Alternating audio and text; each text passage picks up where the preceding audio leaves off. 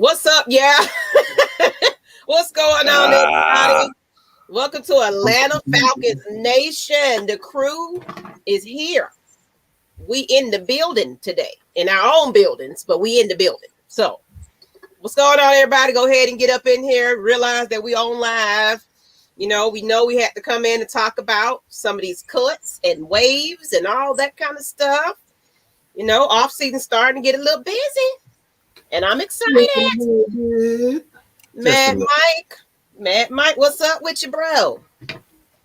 I told you so. Oh, baby, I told you so. That's Tell Matt might not do that again, everybody. Just say, don't do that.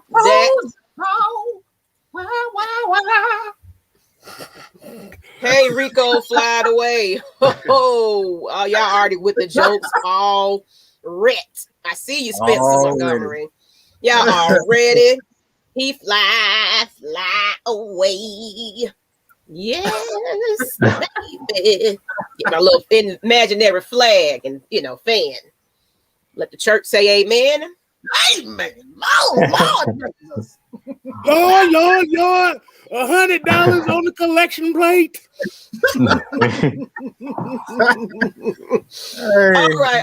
All right. Let me go ahead and clean house. Y'all go ahead and introduce who you are. We'll start with the person above me. Hook'em Horns, aka the demon of Death Valley. No, I'm just fucking with you. Hey, I'm just Mad Mike, man. Everybody know what I'm about. The facts. The stats and the stats. The truth. That's all we about. And your love for number 2. Say that louder. For the folks number in the back. 2. Oh, Lord, that's my baby. Oh, Lord Jesus, that's my baby.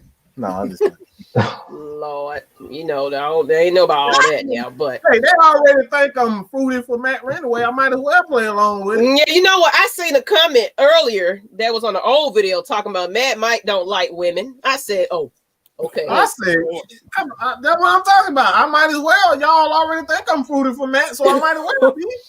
Just play along with it. You don't get that bullshit about him, man. But yeah. All right, let's stop playing around though, for real. Who we got next to Mad Mike? For the folks that don't know who you are. Mr. Jew Talk Sports, aka Juju on that beat, all that. Juju. The People's Champ, whatever y'all want to call me. I love it. Okay then. Okay. All right, and right up underneath him, who is that?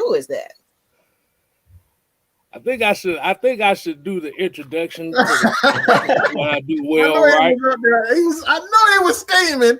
I knew it. I'm about to say,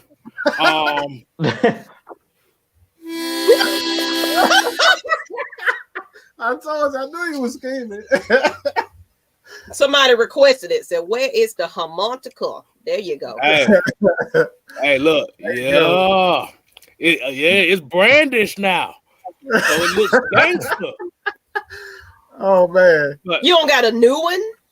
No, it's the same one. I had to clean it. No. But yeah, they already know. Boy just cashed out. 6 man. Reggie said he ran to the Mack to see that we was on live. That's right. That's right. Okay, man. That's man, I love it. Yeah. Now you don't know when we're gonna come on, but we be here. Yeah, like and I said, of course, just cased out the 6 man. The fat guy with the beard, you already know. Whatever y'all fat want. Guy with a beard, okay. Of course, I'm Miss Maggie T, as always. Miss Hawks News, Braves News, Falcons News on my own channel. Appreciate everybody that's been subscribed to me. I'm about to be at 300 people. I'm excited. Small accomplishments. I'm excited about that. I'm coming for. I still got a long way to Mad Mike. Well, hey, that's all right. I got a long way. I'm coming with. Hey, you see it? I'm coming with it. And you know what? You talk sports. We didn't even realize where you at right about now. This man about to hit. Man, Jew coming fast, man. Jew is coming fast, bro. He's about to be at 900 really quick. So you gotta Go check him out, man. Jew Talk Sports, man. I guarantee you will not be disappointed, especially if you're an informative Falcons fan. You won't know nothing but the facts and the truth. I'm about sick of this hair, y'all. Look at this. Come on. Get this hair together. But thank you. It just be flying all over the place. But anyway, so let's get into what we're talking about. You know, everybody talk about fly away Ricardo. So let's get into that. How do y'all feel about, it wasn't no, thanks for what you're doing. It was just fly away. That's how everybody feel right about now. There's no love, along with Alan Bailey and Kurt Benkert.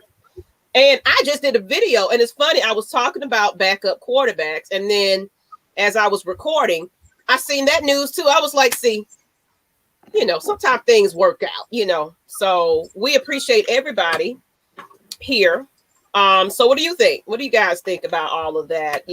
Ricardo Allen. I feel like we already talked about this before, didn't we? We felt that. We definitely did. Let's just go in order. I want to go in order as far as the name is concerned. I'll start with Ricardo Allen. I think this is more so a locker room changer because, as we all know, we have a head coach.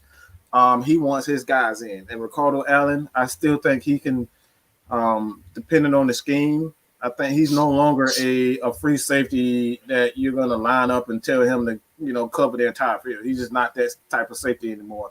He's a 2-deep safety, and that's what he is a cover 2 safety. If you don't understand what 2-deep is, but that's what he is at this point in his career. He had a torn Achilles, and it pretty much ended his career. Pretty much ended his career for the most part, slowed it down. I don't know about ending his career, but it saves about $6 to $7 million. About $67 million for Ricardo Allen.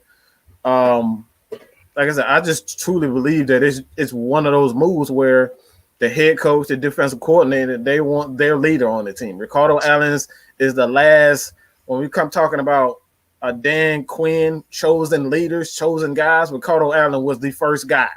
He saw him on the practice squad and said, this guy is my free safety. So he is that guy. So this is something that had to happen. I think we all kind of knew that Ricardo Allen was going to be the first one. Going, Alan Beatty, he's just a cap casualty. Just when you look at the Falcons and the defense that they want to run, he just doesn't fit this new scheme. He's an older veteran defensive end and whatnot. Can't really play defensive tackle, so that pretty much limits what he can do. That right there was inevitable. But the last one kind of, and y'all gonna be mad as hell when I say this. Kurt being on the roster. All you Matt Ryan haters, I hope you got your ears all the way open, okay? All the way open. This pretty much guarantee that Matt Ryan is going to be on the roster for this year, okay? I hate to tell you guys that. No, I know. I love to tell you guys that. This guarantee that Matt Ryan is going to be on the roster because we have only one quarterback on the roster. So there's no way in hell, all right? No chance in hell that you trade Matt Ryan, okay? No chance in hell that you trade Matt Ryan when he's the only quarterback and they're trying to install the offense. So they guarantees it, all right? So ha to the fucking ha to all you Matt Ryan haters. Ha, bitches. Well, that's all I got to say. Excuse me. God damn. I felt that. Hey, man, I gotta tell the truth, but Terry did say, and I said this in my video, that he is going to be drafting some quarterbacks though in off season. So but they already kind of established that Matt and Julio are staying, so there's no doubt about that. But let Mike gloat a little bit, but we are going to get some more backup quarterbacks most likely because we need them now. I'll go if I had the damn look. If I was the only one with a goddamn fruit chew or a damn chewy, I'll be the only motherfucker. Ha ha ha! Look, I got the goddamn fruit. I'm gonna gloat regardless of the fact. All right, I'm just happy. Okay, can I be happy for one time? I just want to be happy. You happy? Just don't cuss me out being happy. Okay. I'm just saying. What's up, Jew? You look like you got something to say. It don't even look like you got something to say. Jew itching, boy. Jew is itching. Something to say. Yeah. Hey, we already know Ricardo Allen was on his way out. Like I said, y'all, if y'all watched my video earlier, I made a video earlier today. During the post-game press conference, the last game of the season, basically Ricardo Allen was like, well, I want to come back if they want me back. But he seen the writing was on the wall. Like Mike was just saying, like Dan Quinn, he was like hand chosen by Dan Quinn. He went from being a practice squad player, being changed from a cornerback over to the safety role. And basically Dan Quinn kind of cultivated him. Like as much as we say Dan Quinn in their regime, they didn't cultivate players or they didn't develop players. I don't know if we can really say that because I see Ricardo Allen go from like a guy playing a whole nother position to morphing into one of the leaders of our team and basically the voice of the team. Like anytime the Falcons were on a losing streak, Will McFadden talked about it on y'all interview. Y'all go back and watch the interview.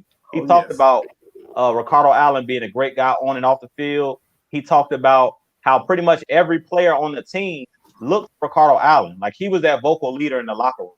So like what Mike was just saying, it's just like now that the new regime is here, 9 times out of 10, they're trying to bring in one of their guys. Like they're trying to morph this locker room into what they want it to be. And when you have one of the old captains from the last regime, it's hard to do that. So, I mean, we all seen Ricardo Allen. His game has regressed season after season now that he had that injury. So we pretty much, like I said, the writing was on the wall. I love Ricardo Allen because he's one of those players that went from being cut to being on the starting. Like I basically seen every stage of his career.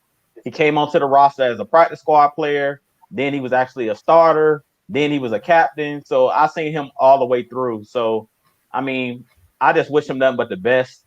Personally, I feel that he possibly should go into coaching because everybody talks about how great and how smart he is. Like he talked about wanting to be an offensive coordinator when he retires.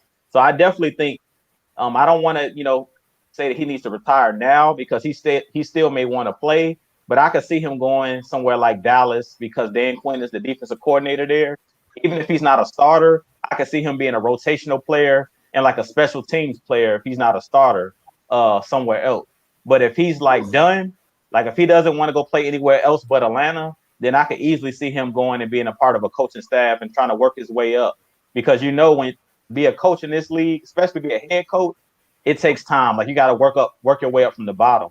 So I definitely think that Ricardo Allen's time here was a successful career. Like if you've seen what he started off as and what he is now, I mean, that dude got it out the mud. Like he got out the mud. So I wish him nothing but the best. Allen Bailey, to me, he's always been just a rotational guy. I never looked at Allen Bailey as like that main guy. You got Allen Bailey to be like your third or fourth string defensive end. He was another guy brought over from the Kansas City Chiefs because Bob Sutton was brought over and he kind of knew about Allen Bailey. He played under Bob Sutton when he was the defensive coordinator in Kansas City. So Allen Bailey is one of those just cap casualties. I mean, he really didn't. If you go look at his stats last year, he didn't even play a whole lot last year.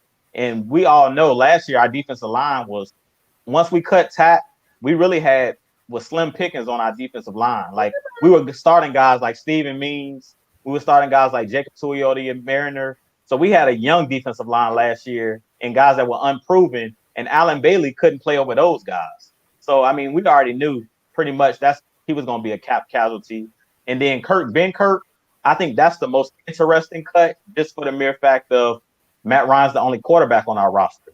So like Miss Agassi was just saying, and I said this in my video earlier as well, don't be surprised if we draft a quarterback. Don't be surprised. Now, I don't know if it's at that number 4 spot, but even if we do, and I've been saying this from the beginning, when I made my Justin Fields videos, you guys go definitely check out my channel. I made this video maybe a month or 2 ago about Justin Fields. And I basically said, if he comes to Atlanta, he's not starting day one. So it doesn't matter. Like, he could easily be sitting behind Matt Ryan for another 2 years. Depending on how successful Matt Ryan is this year, which I can really see Matt Ryan having an MVP season. I know this might open a lot of eyes, like, wow, that's a bold prediction. But we all knew what Matt Ryan did under Kyle Shanahan in that play action pass offense, running the ball, West Coast style offense. I mean, Matt Ryan, that's like that he succeeds. He's at his best playing in that style of offense. So if we, play under this run first style offense and then let Matt Ryan use the play action pass, I really could see Matt Ryan having an MVP style season. And you kind of can compare Matt Ryan. If you look at the year that Aaron Rodgers had this year, he won the MVP. And if you think about it, last year they drafted, I think his name is Jordan Love as his backup. That basically like put that chip on Aaron Rodgers' shoulder to show them like, I'm not done yet. Like, I still got a lot of game left. And I think the same thing will happen with Matt Ryan. I don't think Matt Ryan really cares whether they draft a quarterback or not.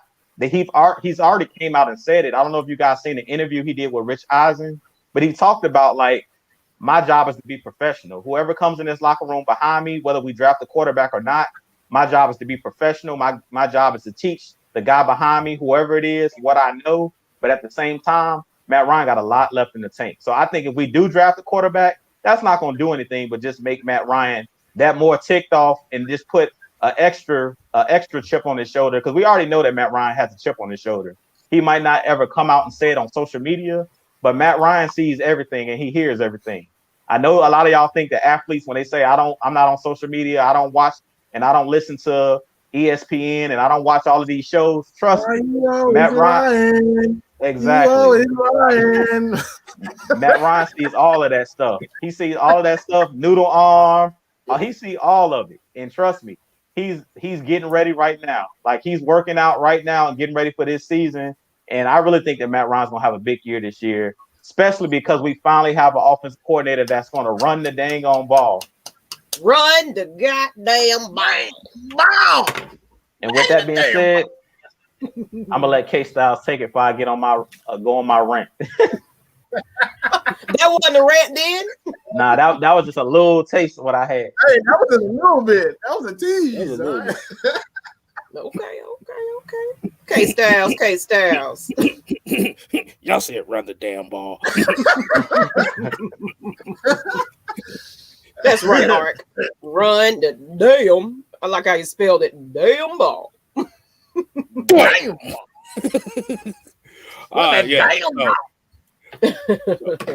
So let me respectfully say this, Ricardo Allen, like you said, we done seen him get cut, come back. Like I said, the story is good. Like I said, we appreciate everything he done. Oh, yeah.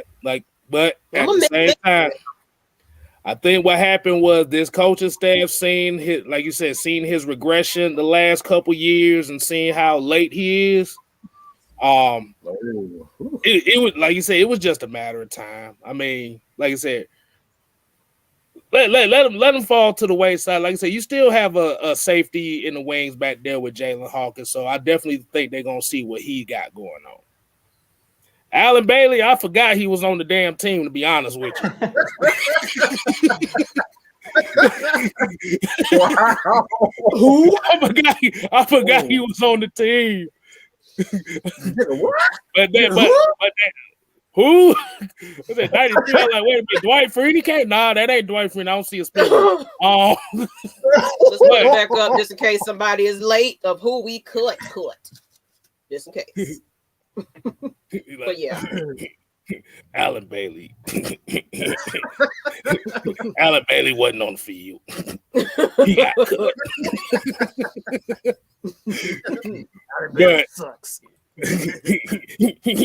Are you threatening me? but for real. Like I said, Alan Bailey just wasn't making enough impact. I mean, like you said, the contract that he had. Like I said, we're looking at this regime. They're looking at it in a different light. Like Mike said, and like what you said, they want their type of guys. If you look at, like I said, now it puts more pressure on Deion Jones and Grady Jarrett to be that leader in the locker room, because Now you don't have nobody to really turn to. Who's gonna step up and be that leader now?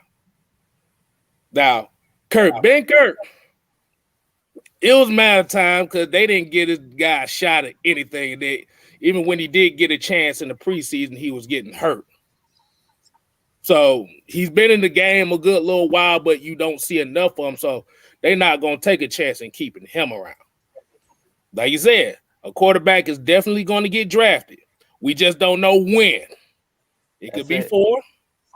It could be in the 2nd round. It could be in the 3rd round or 4 or so. Mm-hmm.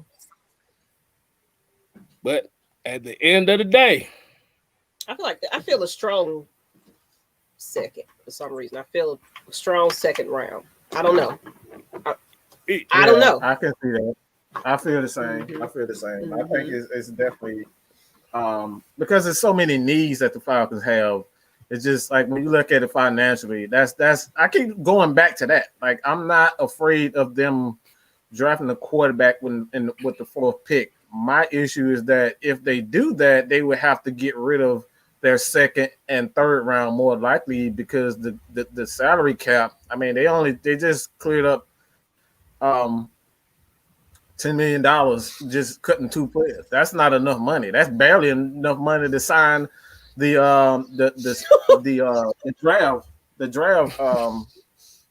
drafting players. So like that's barely enough for that. So it still have a lot of things to do as far as that concerned. So man, like I said, man, I honestly believe it's going to be 2nd or 3rd round for the Falcons to draft a quarterback. I absolutely agree, Miss Mack. Look, Devon, you in this comment. Rico Allen can run around the field chasing butterflies for fun now.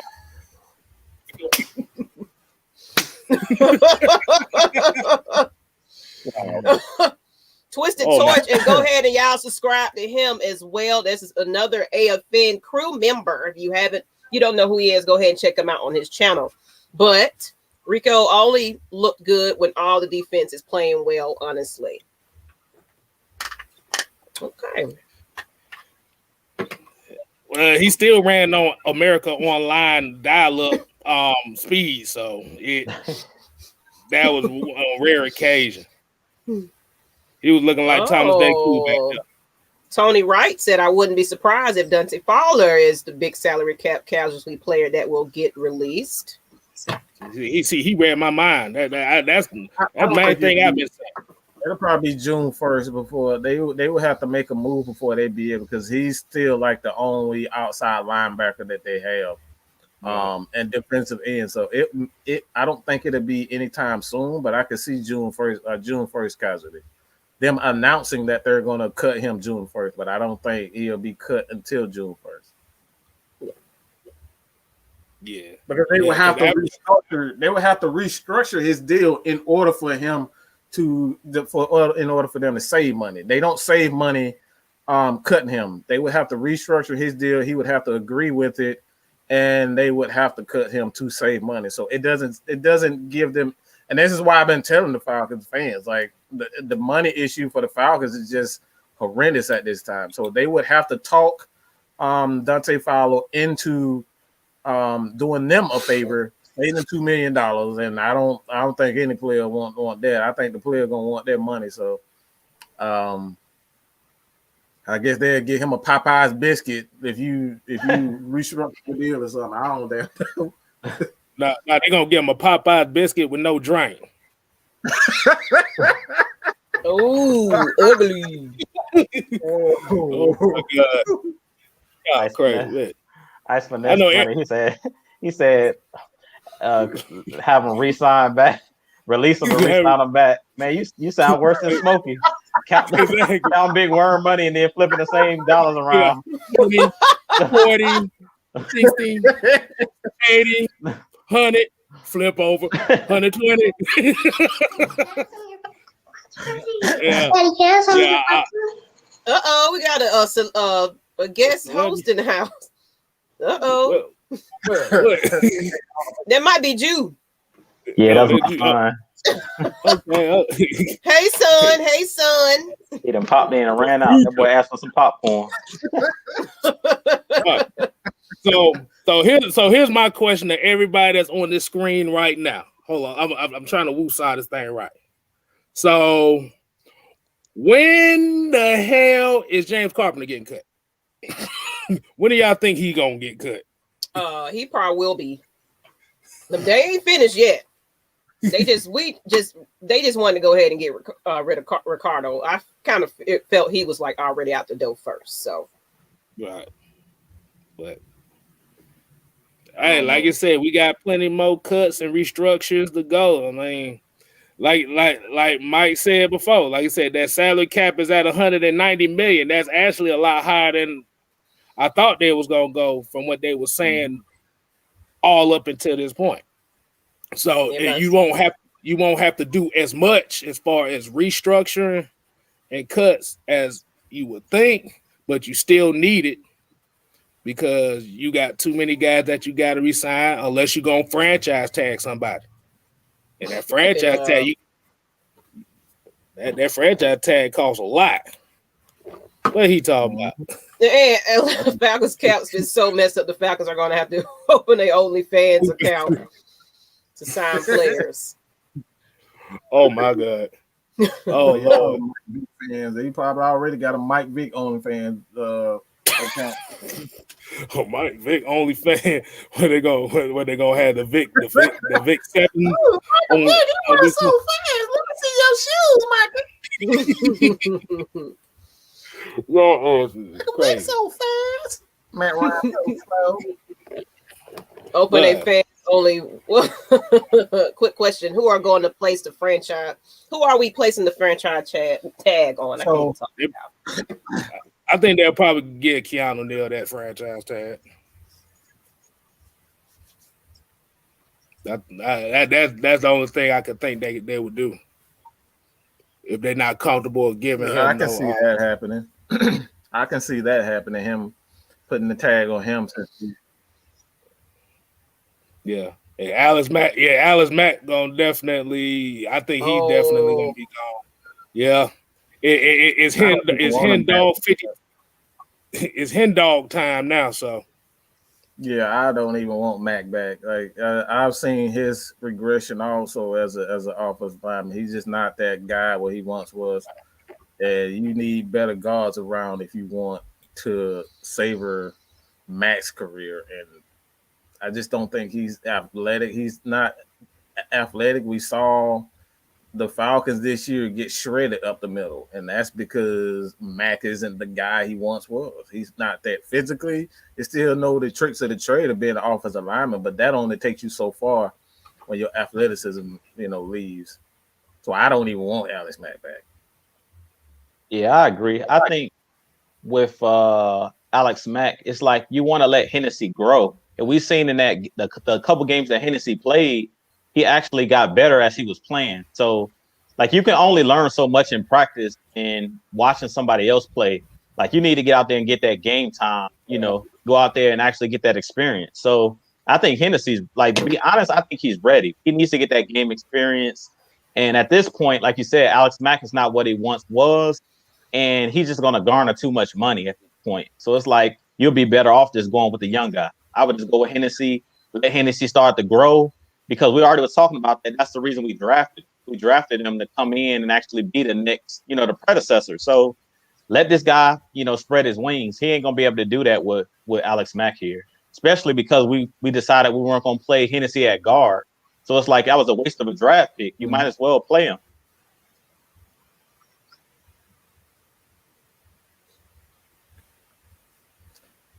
Yeah. I totally agree. This man said franchise tag to Ridley. He's still on his rookie deal, right? Yeah, he on his rookie deal. He's still got about another year. I think he has a year left. Yeah, I think after this year he's a free agent. Yeah, man, it's gonna be interesting to see what they do. Because, like I said, man, this is a new regime. It's like we don't know if they want to spend money on receivers. Like Terry Fontenot may not want to, because when you look at the way that New Orleans did with their receivers, they never played their receivers or their tight ends. They never paid their receivers and tight ends. They put all their money into the defensive line and the offensive line and Drew Brees. So it's like the way that they structure their contracts and they built their team.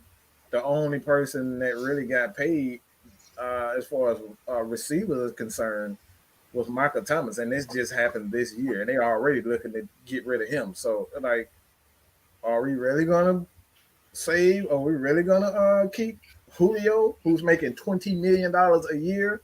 Okay, $20 million a year, and then you want to turn around and give Calvin really going to get at the very least $16 million. Okay, at the very least $16 million because of the market is going to go up. So he's gonna, his agent is going to ask for the most. He's going to ask for $18 million to $20 million for Calvin Ridley, and it's up to one. It really is. It's up to Arthur Smith. If he wants to spend that money on a receiver, he may not want to spend that. He may want to spend that on getting a offensive lineman and a tight end or running back. Like he might want to spend that money in a collective gathering. But as far as like keeping them, like I don't know, man. Like I keep telling people, do not be surprised if the Falcons decide that they draft a receiver in the second, third round. You see them drafting one in the second round for sure. You got like Waddle, somebody like that that's coming out. There's a lot of talented receivers in this draft too. You got those guys, and they draft them in second round, third round. Beware of Calvin Ridley being traded. I see Aunt Carly talking about get Sanat up out of here. Damn, bro. He will never hear He will never hear. He will never hear anyway. He will never hear. I ain't see that motherfucker on field not one time. He was holding the equipment in Gatorade. He holding the equipment in Gatorade with Quadriolus.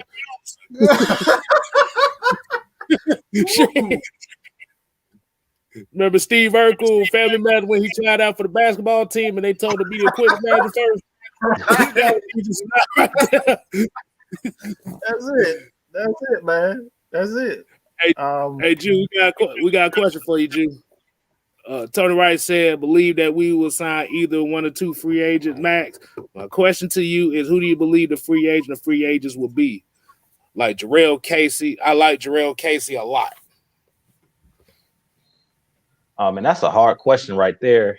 Be honest, I really don't know where we're headed. Like, and that's the problem. That's why I can't wait to the draft, because once we have the draft, then we'll really know what this regime is trying to do. Like, are they going all in on this year, or are they building for the future? Because if you take like a quarterback at number 4, like a Justin Fields, something like that, then that tells us like they're not going all in this year. And that's why me and Mike and everybody here at AFN, we've been saying like this year is not must win, like for Arthur Smith to make the playoffs, stuff like that.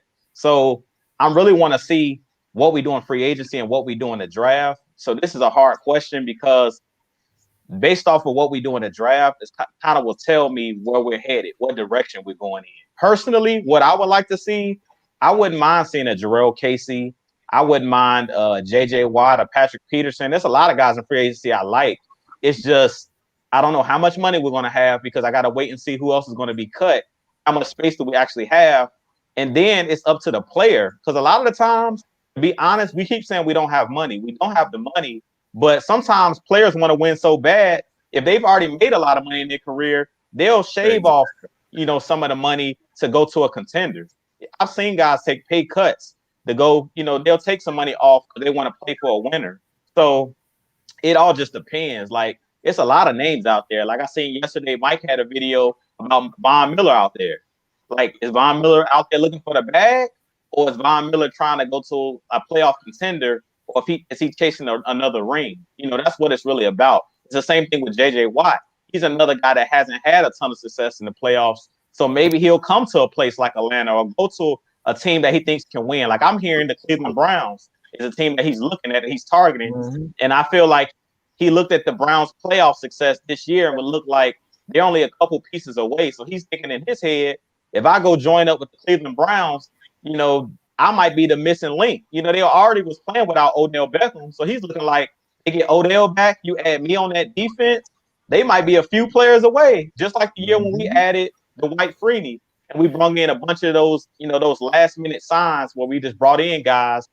That's the same thing for us. It's like we really got to wait and see to see where we're headed. Because right now, we're hearing everything. I'm hearing some of everything. They're talking out of both sides of their mouths right now. And I believe we're doing that because, like Mike has said before, we want teams to trade up for that fourth pick. So we kind of have to act like, if y'all don't trade up, we're going to take Justin Fields because we want that pick to be valued. So right now, I don't really know if we're playing that hand. You know, we're playing that hand that we're dealt because we're trying to get teams to move up, or if we really want one of these quarterbacks. We never know. They might really want one of these quarterbacks. You never know, because Arthur Smith's an offensive-minded coach, and I talked about it a little bit in my video. He might want a mobile quarterback. Ryan Tannehill was doing RPOs. He might want one of these new, these new younger quarterbacks that can run. You know, Matt Ryan's not going anywhere, but I'm saying in the future, he might say, hey, look, for my offense to succeed and I can open up the offense, I might want a quarterback that's like an option style quarterback. We don't know what these guys want. So right now, it's kind of like we just got to wait and see. Everything we're saying is just what we're guesstimating. We don't know. This is what we think. We're not professionals. We don't know. We just guessing. And right now, personally, what we've been saying here at AFN is trade back and get the draft capital. And I think that would be the smartest thing to do because I talked about it and I was going to make another video talking about, look at what the Bucs did.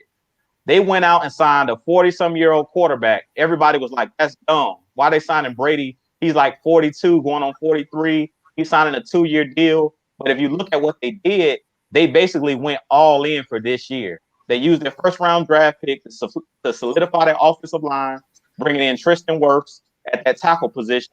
They signed their quarterback, the veteran quarterback, and then they just added a bunch of pieces during the year. They added Gronk. They added AB.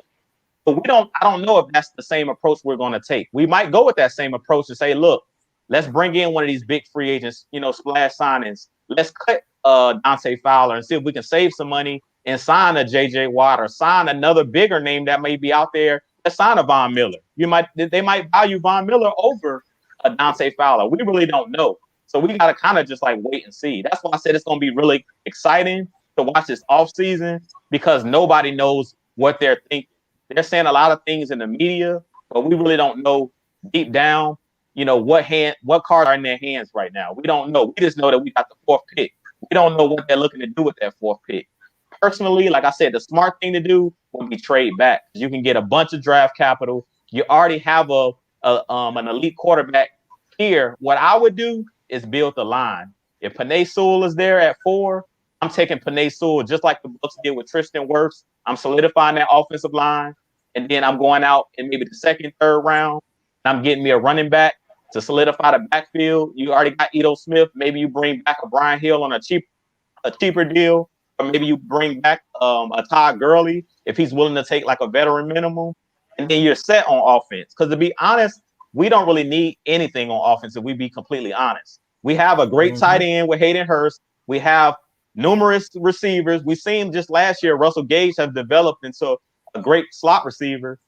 So to be honest, we don't need anything other than running back. We don't need no wide receivers. All we really need is the offensive line, to be honest with you guys. We don't even need a quarterback, to be honest. So we just need to solidify the offensive line. If we solidify this offensive line and actually build a defense, and we can just be a mediocre defense, like 15th in the league, we could do some things with just that. So I know this is kind of a long answer to what he was asking, but that's a hard question because we don't know where we're headed. We don't know what direction. We have no idea where we're headed. You're absolutely right about that. I'm gonna put the K-Style spin on this one. You ain't gonna find out until free agency. Right. You ain't gonna find out. That's what I was thinking. Yeah. JJ Watt, you can kiss that dream goodbye. He ain't got the money for that. Von Miller, ain't got the money for that. I did a free agency potential video, and I looked like a dumbass after it came out. So I don't know who we talk about, but like you said, it's a new regime. We know what they want to do. They want to be physical, not fast and physical, not the Gilbert physical. They want to actually have some physicality in the trenches. So down here, Jadeveon Clowney too. Like I said, that's gonna be 50-50 because we don't know how. Like I said, they definitely going to have to do some deals as far as restructuring. But what we know about restructuring is only prolonging the inevitable. That's really what restructuring is. It's moving that major cap hit to next year. So that's kind of what Terry Fontenot, and that's kind of like what his MO is moving that cap hit back, signing these free agents to these low deal, prove-it deals. Hell, to be honest with you, I'm gonna just keep it simple. I don't damn know. So that's it. Like I really have no idea. I have no idea what they're gonna do because, like I said, we've already looked. You look at the roster at this point. You really don't need a lot on offense. You really, not in defense. Like they have a couple of positions, mainly the safety, linebackers are pretty much shored up. You have pieces on the defensive line, John Kaminsky. You have, Grady Jarrett. You got Marlon Davidson. Like those guys are pretty good pieces. Like you can bring in a couple of edge rushers and kind of play. You kind of play a 3-4, and just run. Just use your linebackers. Like you can blitz your linebackers like we did last year and play coverage. You can draft a couple of safeties, a corner to go with AJ Terrell. Hey, you just hit the time machine on y'all. EJ done stole the show. Look at that. Somebody just hit a baby Allen on Juke. The show stealer. All right, man. He done stole the show. A whole damn show. Okay. They have a piece. They got a couple of pieces, man. They got a couple of pieces where they can come in and do some things. But like I said, man, there's so many ways that they can go. But I think mainly, like you said, if it's clear to me what they're trying to do.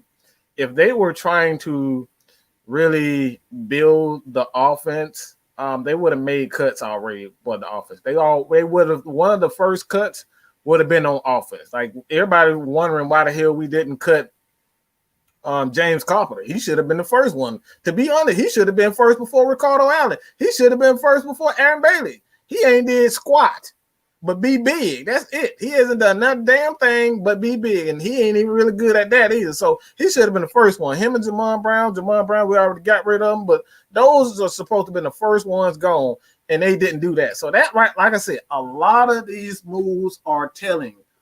They are telling. They have not cut anybody on the offensive side of the ball at all. All these guys are pretty much intact. So it's like I said, man, when you got rid of Ben Kirk, and he's a quarterback, he was a backup quarterback. He understands, these guys around him. Like, are we really going to draft a quarterback? Are we really going to take a quarterback before? When you just got rid of two players, you got rid of two players on the defensive side of the ball. You got rid of two players on the defensive side of the ball, and you don't have a backup quarterback to Matt Ryan. Right. And nobody knows, like, the only connection to a quarterback, and a couple of guys from in the chat that I'm in, these guys pointed out one thing. Like, the only connection to a quarterback that's worth anything, and he probably not even worth anything, but the only connection that they have to a quarterback is Trash Biscuit. That's it.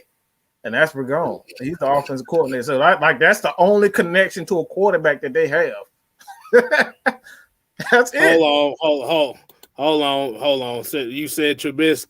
You said Trubisky. This is the Trubisky Dave Ragone picture I just found. Oh man. Oh my. Oh, wow. That's how we're gonna be looking if they sign Mitchell Trubisky. We're just gonna be looking like that. But let's go and hit these super chats we got going on. We got Mr. Gregory Brown with the $2 super chat. He said, "Embrace the change. ATL about to get right and go in." Mm-hmm. Like I said, we don't damn know. No, If they do, they do. If they don't, they don't. And David M got a $5. He just sent the $5. Like I said, we appreciate the super chats and everything. We appreciate everybody tuning in tonight as well. Absolutely. Always. Let's see what else we got.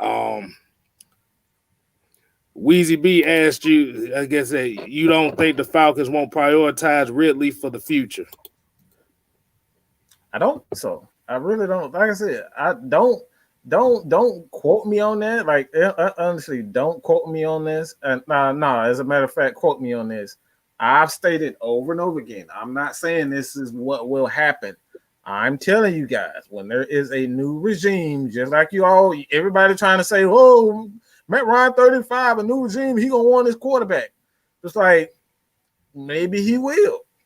Maybe he will want his new receiver. Maybe he will want his own running back. Maybe he get rid of Olsen. Maybe he get rid of Ito Smith. Maybe he get rid of every one of those guys. You know what I'm saying? Maybe he get rid of every last one of those guys and turn around and draft his guys. Like, we don't know at this point. So to sit here and say that this is what's going to happen, you know what I'm saying? Like they're going to automatically, like Calvin Ridley is going to be the first guy that they sign to a long-term contract. That's a huge accomplishment for somebody that they did not scout. They did not scout Calvin Ridley. So are you going to commit to him even though you didn't scout him? I'm just saying, man. Yeah, Big Low Country Sport. What in the world, bro? What's up? We got the coach in the chat, man. Okay, we got Nick Turner just asked a question. He said, "What makes coming to Atlanta interesting in a defensive perspective? What do you think attractive is the culture change of the facilities? It's the coaches. I mean, like you said, you got DPs. Like I said, he comes from a championship pedigree. He's used to certain cultures, the New England culture, the Baltimore culture, which is all built on bringing the best out of these players. Like I said, the way the system is, it don't matter how good you are, it's can you do your job? Mm-hmm. And like I said, you might have veteran players that might want to come in to play 1 year and build their stock up for next year. Like I said, it's a whole bunch of different things. Like you said, you got these coaches that's going to hold these players accountable. That's what these players want. They want their coaches to hold them accountable. Mm-hmm. Absolutely. And we got Don. He asked another question here. He said, "How bad is the cap space right now for the Falcons?" It's not terrible. It's not terrible. It's not terrible, but it's not very good. If like we're talking about picking up big time players, that's you can count that out. JJ Watt, Von Miller, those types of guys, we're not getting those guys. Like, we have money to add to what we have already. Sign quality players to what we already have. We have quality players. We have superstar players on both sides of the ball. So, right, we have money to bring in a guy that's going to stop the run, a guy who's going to be solely on third downs, like those types of things. The small, intricate details, what we always preach here at AFN. Like that's what we have money for. Like that's it. What you think, Jude? I would say it all depends on who's running the cap. Like you can maneuver around the cap. It was like last year going into free agency, and I said this in the comments. So one of my subscribers had asked me about it when I did the JJ Watt video. It's like last year everybody was like, we don't have the money to get a Dante Fowler. We don't have no money to get Todd Gurley going into free agency. And that's what Rich McKay always has talked about. And even Thomas Dimitroff, when he was here, you can maneuver around the cap. It just depends on if the player is willing. And that's what I was just talking about. It's all up to the player because we don't know what these players are asking for. Some players that come on a 1-year deal, you know, they really want to play for that particular coach or that roster. Like Dante Fowler really wanted to play for Dan Quinn. So that's the reason he decided to come to Atlanta, and they were able to maneuver some things. They cut Desmond Trufant. I forget. I think they cut another player too to create the space last year when we had free agency. They cut Devontae Freeman. They cut Devontae Freeman. They cut Freeman and they cut True, and they were able to open up the cap space to bring in a Todd Gurley and to bring in a Dante Fowler. So I think it's the same, the same this year. Like if you look at a team like the Saints have been in cap hell for I don't know how many years when they had Drew Brees, and they've maneuvered it, but they had Terry Fontenot there that was actually getting those players to sign back on shorter deals and things of that nature. Because if you look at what the Saints kind of did last year, they were able to bring in Jack Rabbit. They was able to bring in some guys for that defense, and they were on a lesser deal than they normally would, what they would normally play for. So I really think that the cap isn't terrible. I just think we still got to wait and see what players are going to be the cap casualties, the players are going to get cut, because that's what's going to create the space to bring in whatever, whoever we're bringing in. So I think it's doable. You just have to have the right person that's running the cap and, who able to maneuver around things, restructure some deals. Like I said, get these guys to come in and sip the Kool-Aid, believe in what Arthur Smith and Dean Pease are preaching. You know what I'm saying? If they believe in these coaches, which I think a lot of players swear by Dean Pease, I think they're going to be able to bring in some guys, especially along the trenches, because Dean Pease is coached in a bunch of different places. He coached with New England. He coached with Baltimore. So he's been around the league. He coached at Tennessee. So a lot of these players, are going to want to come and play for him. I can tell you who's going to be another cap casualty, and I've said this plenty of times, and that's the backup tight end, Keith Smith. He might get cut.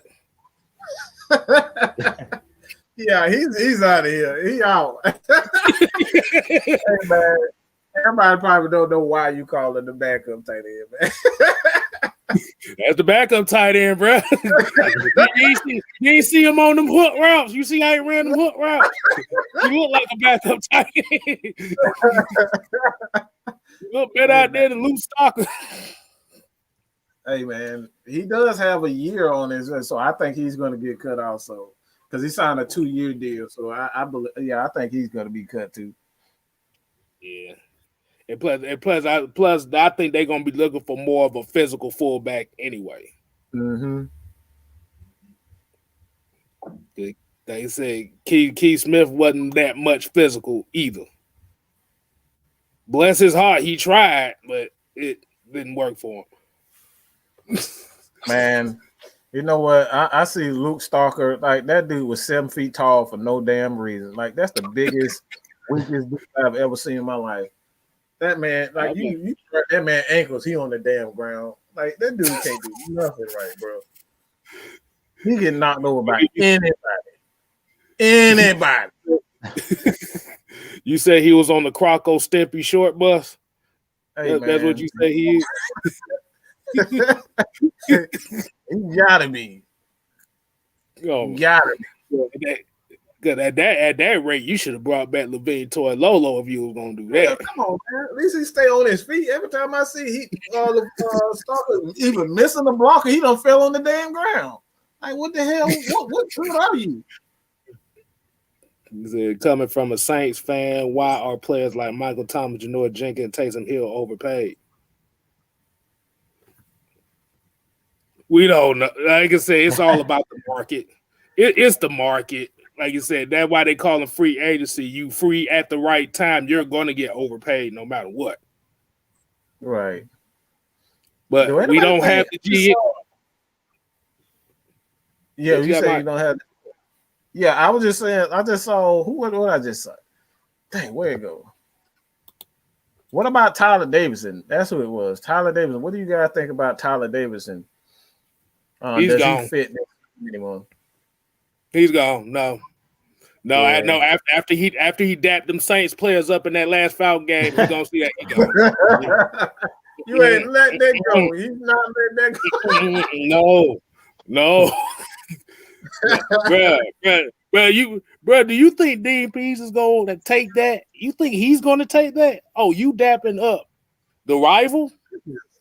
Bro, you can do that. You can call them out. You can call them when you get after the game, bro. Like you dapping up players after the game. Like that's what you did. Like, that makes me think. That makes me think. Are you really out there playing to whoop they behinds, or you just trying to be friends? Like that. Look, man. I ain't never in my life dapped up my opponents in a game. Like even when we playing, like, I look. If I'm dapping up somebody, it's because I did some sneaky shit and the ref saw me. That's it. That's the only time I'm trying to dap them up. Yeah. I did something like, man, my fault, man. They ain't mean to do that, and then I go back and do the same thing. But that's the only time I ever dapped up somebody. I got caught doing something dirty. That's it. You shouldn't be out there dapping up your damn opponents. That's crazy. ATM 3405 just said he dapped the man. He dapped Taysom Hill after he scored the touchdown. Wow, I didn't even know that. I remember that because Taysom Hill scored on some boot. He scored on a bootleg, and he scored. And Tyler Davidson was the first one to dap him up. I said, "Yep, your ass is gone." Wow.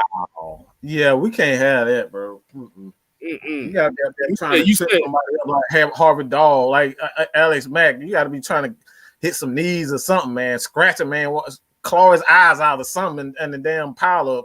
Like you can't be doing stuff like that, bro. No, absolutely not. I see that crap on. If I'm a coach and I see that type of shit on the field while we playing, yeah, you cut. I'm cutting it. I'm sorry, I'm cutting it. I can't have that. I was surprised. Look, I was surprised he even was still on the team after that game. You think Dean Pease is about to have that on his squad? Nope. No. Your ass would have been sent to the locker room. He'd have told the reporter, "Hey, he got a head injury. He gonna be out for the rest of the game." Go. You got to go. You go. Yeah, because like I said, I understand if y'all were friends and you did it after the game, that's fine. But not when the guy just scored a touchdown in the middle of a game. Like I said, that automatically was like Tyler Davidson was kind of on the cusp with me, but when I saw that, I said, no. I said, no, you done. You don't need this uniform on no more. You need to go ahead and go back to the Saints if you're doing that. Must have got head injury dapping up your opponents. Probably did. Just think about Mike Tyson. You just knocked somebody out and he's out there holding the man's hand and dapping him up. Like, are you serious? Absolutely not. I'm not doing that. You got to be crazy. The whole time I seen Mike Tyson do anything like that when he got old, all right? That man was just old. He was just trying to get a paycheck. But when Mike was in his prime, he was that man trying to kill them. He trying to decapitate people, biting people, hitting people in the nuts, everything. That dude, like, that's how that right there is winning. That's that winning attitude that I want. I want you to be dirty. I want you to bite people. I want you to kick them up and get the nuts. I want a Duncan Sue on my team. I'm sorry, but I want a Duncan Sue on my team. You know this dude gonna step on your face, step on your fingers, bite your ass if you got them, if he have to. Like, that's what I want. You never see Julio sitting up there dapping somebody up after a damn play. Julio get up, look at him, flip the ball, and go back to the hook. That's all. That's it. You don't be out there conversing with motherfuckers. You crazy? Get out of here with that crap. Yeah, that's like Mike Tyson. That's like Mike Tyson dapping up an opponent that just punched him in the face. Yeah, come on, man. Get out of here. In the middle of a boxing match. Nah, it ain't gonna work like that. I can't, like I said, that's not a dog to me, bro. Like I said, you setting a terrible mindset by doing that. You showing the softness. Right. That's the Dan Quinn way. We don't need that no more. Mm-mm. Like I said, if you go to I heard that. I'm sorry, but I heard Dan Quinn say that shit. I almost threw up when I heard him say we gotta have respect for our opponents. Nigga, I mean, my bad. So you about to bring the I wrote one of my rules. I said I was not gonna use the N-word, but Negro, what do you mean respect for your opponents? Are you kidding me? Why? You're trying to beat him. We ain't got no I don't want no respect. Michael Jordan don't need. Kobe ain't he ain't got no respect for no opponent. He trying to destroy his opponent. He trying to score 81 on him. Michael Jordan trying to embarrass you. LeBron James is trying to embarrass you. Steph Curry, they're trying to embarrass you. They're not trying to dap you up.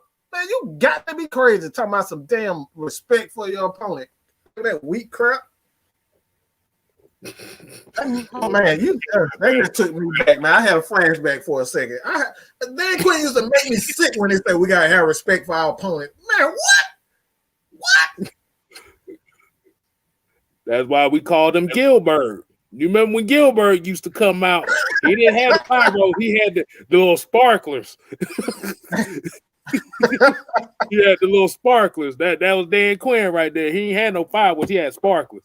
Think he about to do something. Yeah, man, get out of here with that mess.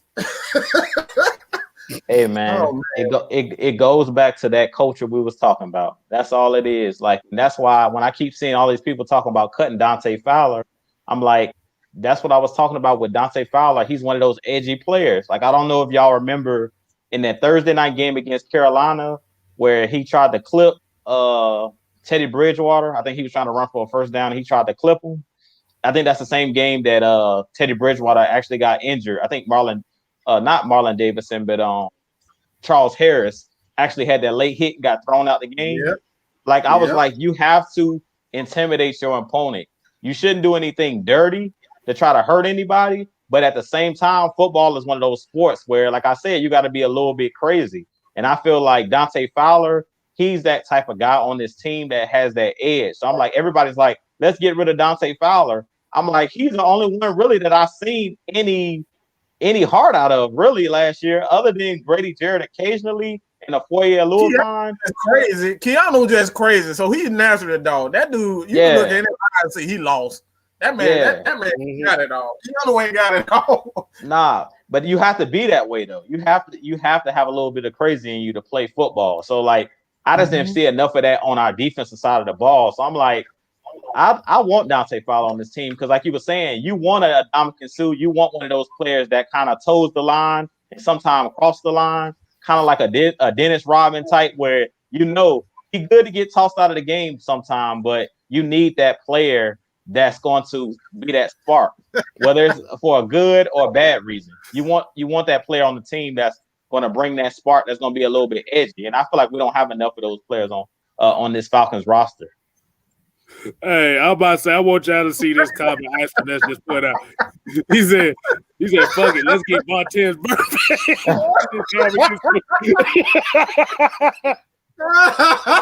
Oh shit! Whoa. Oh my god! Why man, you add that with you add that with Kiki crazy ass, bro. They gonna do straight at the end of every game. Look, I said I want somebody to toe the line, not somebody that's gonna cross the line. I said Verfit got kicked out the league. I'm good on that. Yeah, that dude tried to have a hit squad. You try to have got the hit squad as a hit player. Have that dude on our team.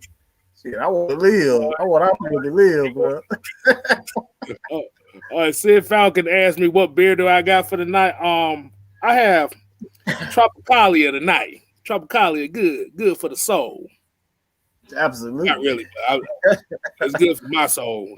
So. Hey, you go check out AFN. Everybody go check out AFN on the road to 1K. Also, Miss Maggie T, her channel is at 397, I believe. Help her. I've got 3 people. All right, just go to Miss Maggie channel, and help her get to 300. He's on his road to 900, actually 1,000, but he's close to 900. Hey man, K Styles, we know K Styles, man. K Styles, what you at 160, 170 something? About 165. 165. Hey man, look, just hit everybody up, man. Hit everybody else's channel, man. Y'all already know. Everybody who's affiliated with the Atlanta AFN, and just show everybody some love, man. That's like you're gonna get great content. You're gonna get entertaining, informative content from us. That's what we do. So I truly appreciate everybody for that, man. Yeah, I'm about to say I got thrown off by Vontae's birthday, boy. I'm actually looking at it right now. It's like, okay, so if you get Sue Perfect with Keanu Neal, that means we're gonna have at least an ejection every night, every game. You realize that, right? we're gonna have a hockey team out there. We're gonna lead the league in penalties. Lead the league in penalties. We're gonna lead the league in their 15+ yard penalties. Absolutely. They asked what's the difference between Atlanta Falcons Nation. Well, Atlanta Falcons Nation is strictly this is something that we wanted for you guys. The Atlanta Falcons Nation is solely for you guys. We want to use your videos in Atlanta Falcons Nation, where you submit your videos to, give your thoughts on it. That's what we call it. Is we are the nation. So if you guys want to submit a video and give your thoughts, this is what it's about. We actually have Atlanta Falcons Nation where you guys can like if you wanted to write an article, we will post that article on the website. This is for you guys. This is what it's all about. It's all about you guys. So whether it's a video or you want to submit an article, write an article, and we put it on the website, this is for you guys. So that's the difference between Mad Mike Sports and AFN and Jew Talk Sports and whatnot.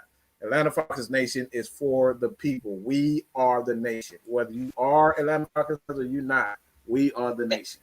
And it ain't Mad Mike all over it. How about that? Yeah, Mad Mike. Yeah. And the difference between my channel and everybody else's channel is we all got damn near the same opinion. Mine's is just probably like I give you about a little 1-2 minute video. Get to the but I ain't got enough words to make no 10-minute video. I'm gonna just keep it real. I'm telling you, my videos is 2 minutes, 2 to 3 minutes. Jew and I you're gonna get thorough information with you in our videos. Okay, so it's a lot that goes into Atlanta Falcons Nation. All right, include you guys. I'm about to say, think about it. Think about it like this. Me and Maggie's videos are the talking points. Jew and Mike is the in-depth. Yeah. So we give you the in-depth analysis. We just give you the key points. Yeah. We set up the idea. They knock it out the park. We the Yeah. Oh, what's up, Sid? Appreciate you, Sid. Thank you. Appreciate you, Sid. Appreciate that. Hey, I'm about to say, think about this. When they told you to write a book report, we write the paragraph. We the paragraph. We the cliff notes. We the cliff notes. They get the A's and B's during essay time. We get the F. So we ain't put enough. Exactly. Oh my goodness. Hey man. But at the end of the day, AFN, like I said, AFN is all of us and all of y'all as well. So, Absolutely. like I said, we like I said, we might have views that might be different from theirs and vice versa. So that's why you should check everybody's video out. Everybody has a different perspective. You know what? I feel like something tonight, you guys. Since we just have such a great audience, what do y'all think about some fan participation tonight? What you think? Oh, she trying to. Ooh, fan. Hold on. Let me. Hey, Mike, we gotta do it like this. Fan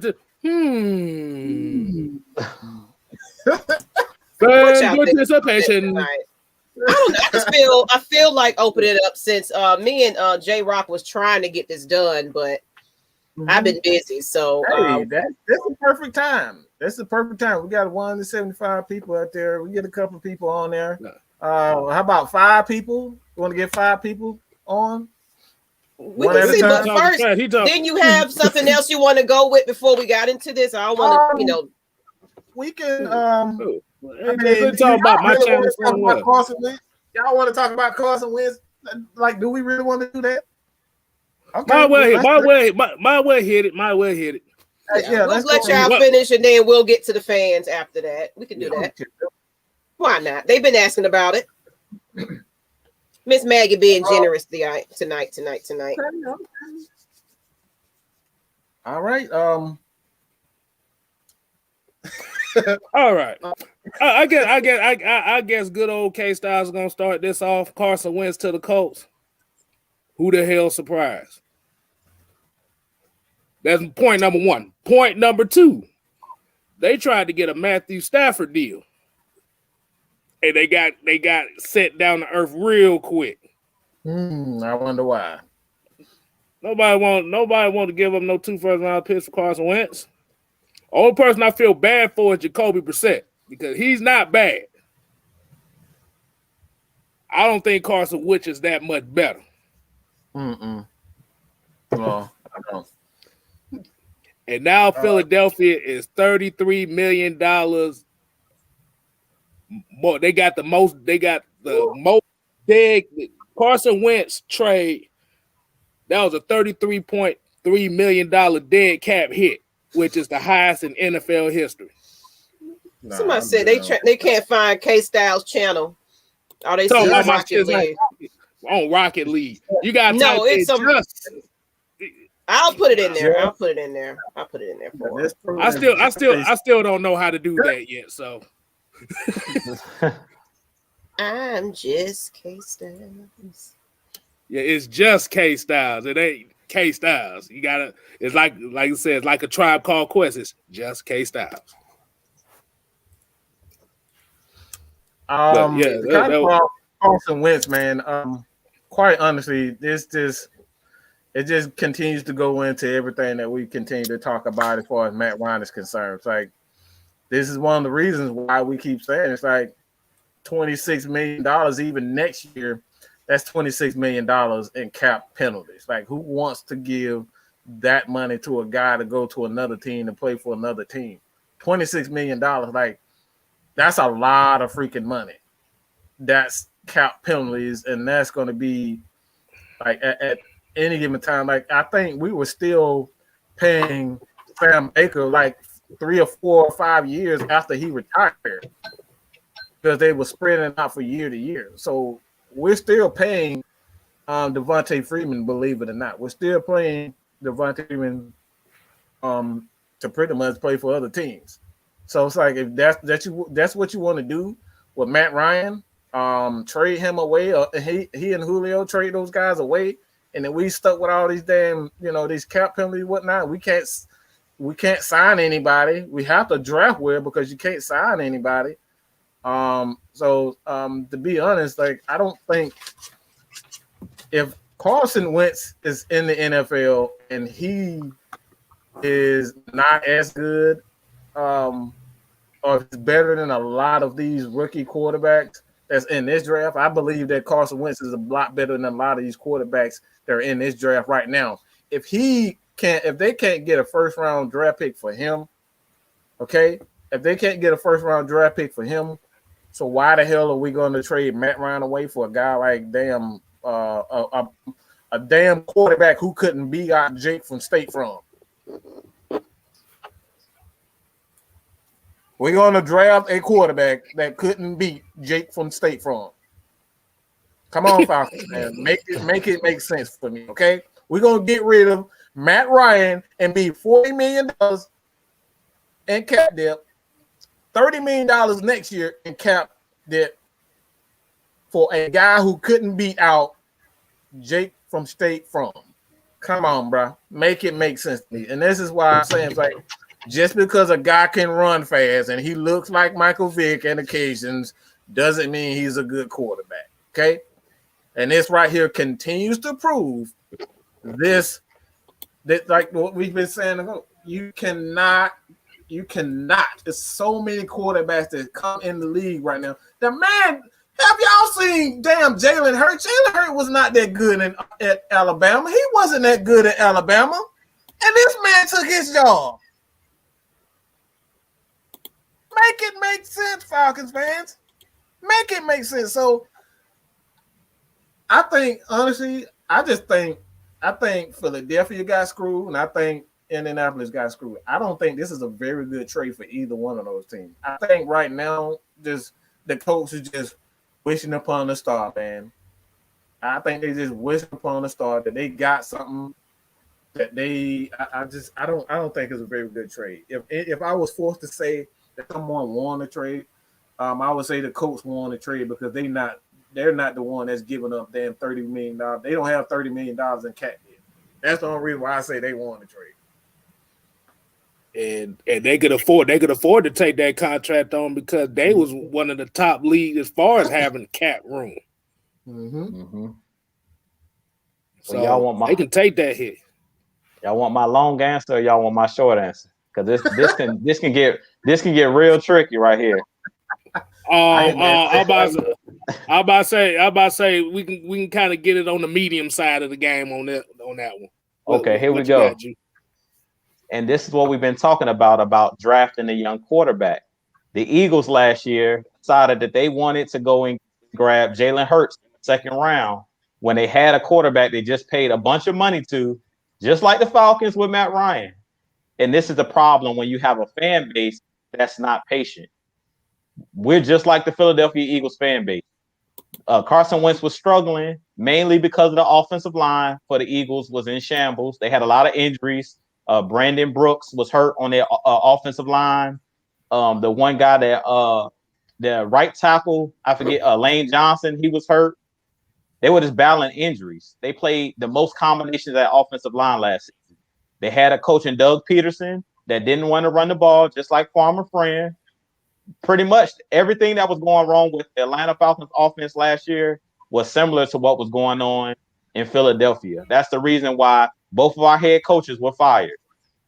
So we kind of resembled each other a lot last year in a way that our offenses look. Both of us were trying to throw the ball around the yard, and basically our offensive lines looked worse than they really were.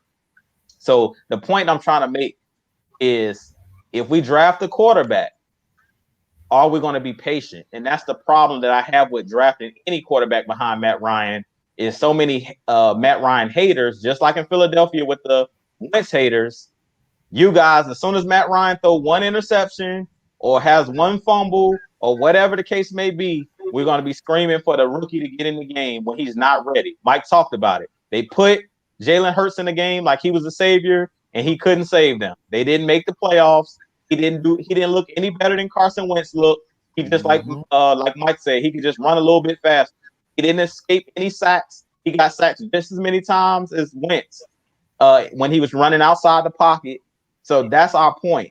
You can draw a lot of resemblance between the Philadelphia Eagles and the Atlanta Falcons. So basically, I feel like in the trade, I do think that the Colts won this trade just for the mere fact of they're not taking that cap hit. The Eagles are taking that cap hit. Another reason why I think that the Colts won this trade is because Frank Reich was the offensive coordinator the year that they won the Super Bowl. He was in Philly. He's worked with Carson Wentz. So I pretty much drew 2 and 2 together early on in the game. When I seen Phillip Rivers was retiring and they started saying that Carson Wentz wanted to be traded, I automatically assumed, well, Frank Reich's the head coach. and he calls the offense over there in Indianapolis, I kind of put 2 and 2 together and said that Carson Wentz possibly will go over to Indianapolis, which end up coming to fruition. Now, the good thing for Carson Wentz is I think that he's going to be able to play a lot better because the Colts actually run the football. They had Marlon Mack. They drafted I forget the kid's name that they drafted last year. Jonathan Taylor, I believe his name is, out of Wisconsin. They have numerous running backs over there that they run the ball. They have like a 3-headed monster. Naheem Hines. They have a lot of guys over there that run the football. Plus, on the defensive side of the ball, the Colts have built the trenches. They went out and signed, I think it was DeForest Buckner from the 49ers. He played really well last year for them at that nose tackle position, solidified that defense.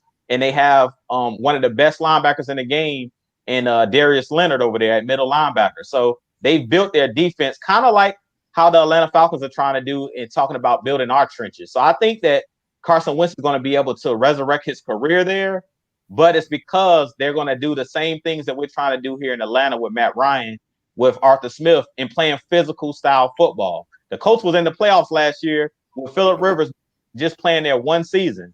So just like they were able to lead, Phillip Rivers was able to lead that offense because they simplified the offense. I feel like the same thing is going to happen here in Atlanta. So I think in this trade, the Colts definitely won the trade hands down because they didn't even have to give a first-round pick.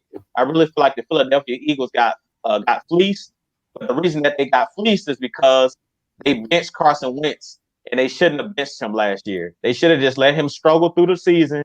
But with them benching him, as you hear, when you bench your franchise quarterback, it's hard to go back to him when you've shown that you have no faith in him.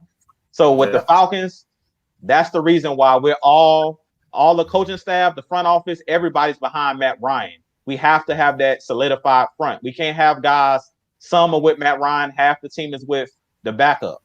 You have to be all behind one guy. And that's what I was talking about with Tom Brady and the Bucs. The reason they were able to win last year in Tampa is because everybody knew it was Super Bowl or bust. They went all in. They signed all of the players they can sign. Whatever free agent was out there that they felt could help their team, they brought them in. And that's what we have to do here in Atlanta. If we really want Matt Ryan and Julio Jones to get a Super Bowl on the back end of their career, I've said this numerous times. It's kind of like the John Elway situation when he won the Super Bowl later in his career. He had Terrell Davis. He was the workhorse. Shannon Sharp and those guys. Elway was on the back end of his career. They counted on that defense. They ran the football, played tough-nosed football, and they were able to win 2 back-to-back Super Bowls. I feel the same way with Matt Ryan. He still can make every throw, but we don't need to rely on him as the sole reason why we should win a Super Bowl. Mm-hmm. We should build the team around him. If we do that, we'll be able to win a Super Bowl. And I feel like the Colts, they're on their way. Just watch next year. I guarantee the Colts will be back in the playoffs because he's an upgrade. Believe it or not, Carson Wentz is an upgrade over Phillip Rivers at this stage in Phillip Rivers' career. So I do think that them picking up Carson Wentz is going to be great for them. It's going to work out for them because they didn't give up a lot to get him. They didn't give up the house. And this is just another reason why we say they could have easily traded up for one of these quarterbacks. But what did they do? They went for the known commodity, one of these veteran guys. We keep trying to tell you guys the experience. We keep telling you guys they could have easily traded up for a Justin Fields, but they knew it would have cost them a whole lot to risk on a player that they haven't seen play at this level. They've seen what Carson Wentz can do. He's the reason why Philadelphia won that Super Bowl. Even though he didn't play in the playoffs, he was the reason why they started off whatever they started off 10-3 or whatever their record was at the time when he got hurt. So I always tell you guys, go with the known commodity. You know what you're getting. The Colts know what they're getting themselves into. With these rookies, it's boom or bust. You never know. You could draft a guy number 1 in the first round, and he could turn out being a bust. Let me say this real fast. I gotta because I keep seeing this dumbass comment over and over again, and I just want to bunk this stupid shit. It's like you people just got like I just it's really a dumb comment. It's just stupid. It just tells you that a lot of people just. I'm not calling you stupid. It's just I keep seeing this same dumb comment over and over again that Matt Ryan he's bad in third down conversions. Like 3 and outs. Like, that's not true at all. The Falcons were actually 11th in the league overall in third down conversions. They were top 10. They was 11th in the league, with the exact number being 2020 43.89. All right, percent. 43%. So all these people keep saying that Matt Ryan, D3 and out, D3 and out. It's not true. They were one of the best teams in the NFL, the best offense in the league, and third down conversion. So I just want you guys to understand, when you draft a quarterback, a young quarterback, he has to have that ability to not only run. Matt Ryan, actually, he's one of the best quarterbacks in the league running for first downs. Okay. All right. Believe that or not, he runs for a lot of first downs as a quarterback. So I think I've made a video, and if I haven't made a video, I would definitely, if you guys want those stats for the third down and Matt Ryan. As a matter of fact, this year, I believe the number for Matt Ryan being running for first downs was for the last 2-3 years, it's about almost 40 total first downs. And have your boy, a lot of people think who's the best dual threat quarterback in the league, and Patrick Mahomes, around the same numbers as running for first downs. So all the idea that Matt Ryan isn't mobile, the idea that Matt Ryan got a lot of 3 and outs, is just not true. It's just not true. He may not be the fastest guy, but Matt Ryan gets the job done. And that's what we care about. I don't care about if the guy can run 30, 40 yards for a touchdown. That looks good, but is it consistent? That's the issue. So, again, man, we got to stop with these false narratives and just with these false comments. Like, a lot of these comments is just not true at all. Well, like I said, that's the narrative we're going to hear all the way up until the draft. We're going to figure out what's really going to go on. At the end of the day, he's still going to be here. So, like I said, if you don't like him, you can stop watching him. Because he's going to be touching the ball there. He's going to be touching the ball every play. So, well, what's crazy about it, K-Styles, we keep talking about mobile quarterbacks, but it's like, look, who just won the Super Bowl? So why do we care about mobile quarterbacks? Tom Brady has never been mobile. This man got 7 Super Bowl rings. 7. It's based off of the offensive line. And what Mike was just talking about, as far as our offense efficiency, we were moving the ball between the 20s. It's just when we got into the red zone, we couldn't score touchdowns. And what is that? And what reason was that? Was that Matt Ryan's fault, or was that more offensive line? Offensive line, offensive creativity with the offensive coordinator, and being able to run the ball when you get in between the 20s is the reason that we struggled in the red zone. Has nothing to do with Matt Ryan. That has to do with physicality, and that's what we keep talking about. We fix our trenches. The teams that were the best in the league in the red zone. We talk about Arthur Smith coming over, were the Tennessee Titans. They led the league in offensive efficiency in the red zone. But why is that? They got King Henry playing on their team. They run the football. They play hard-nosed football. So when you get into into that short condensed area, within the 20s in the red zone, it becomes hard to run 4 wide outs, especially if you're not creative. That's when you got to go big boy football. Get in the goal line, bring in an extra offensive lineman, run it right up the gut. And that's what we weren't seeing out of the Falcons last year. And we could move the ball between the 20s with ease. We got in the red zone a lot. We just kicked a whole bunch of field goals. It's a reason why Younghoe Koo led the league in scoring. And that's because every time we got in the red zone, we couldn't punch it in because we were soft. And that was all on Dirk Cutter. I don't even blame the offensive line because we didn't attempt to be physical. You had these guys backpedaling. So we can't blame the players for that. We keep calling the players soft, but really it was the coaching staff having that soft mindset. And how can you have a hard-nosed mindset as a player when your coaches are soft? That's just an oxymoron. Woo! He done again. He said, "Oxymoron." Oxymoron. You just called. Damn, he just called them soft. Jeez. They was soft. They was tissue soft. They was baby shit soft. Whatever you want to call them. It just wasn't good. Like, I mean, when you got a head coach that or a defensive coordinator that you in 3rd and long and you scared to blitz, that's when you know you soft. Period. It's 3rd and 20. It's 3rd and a mile and you scared to blitz. You rushing 3. We soft. That's what made the Falcons soft. Like I said, it's our scheme. Has nothing to do with players. No, Jew, you said it wrong. 3rd and 20 is the Amber Rose slut walk defense. You gotta get it right. That was the Amber Rose slut walk defense because it was 3rd and 20, and these motherfuckers was converting these. That last Tampa Bay Buccaneer game we had when they had that 3rd and fucking 15, and they completed a 35-yard pass on that.